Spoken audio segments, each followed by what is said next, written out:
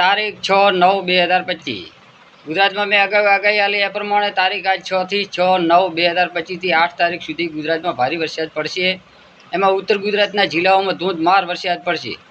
બીજા ભાગોમાં ગુજરાતના ઘણા જિલ્લાઓમાં છૂટોછવાયો વરસાદ તો ચાલુ જ રહેશે।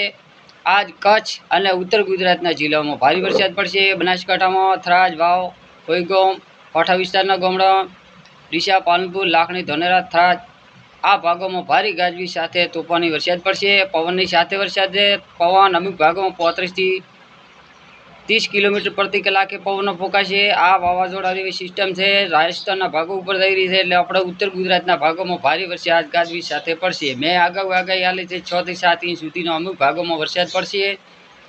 અમુક ભાગોમાં ભારે પવનો ફૂંકાશે એવી મેં અગાઉ આગાહી આલી છે। આ પ્રમાણે વાવાઝોડું હાલ રાજસ્થાનના ભાગો ઉપરથી આપણે ગુજરાતને મોટા પાયે અસર થશે।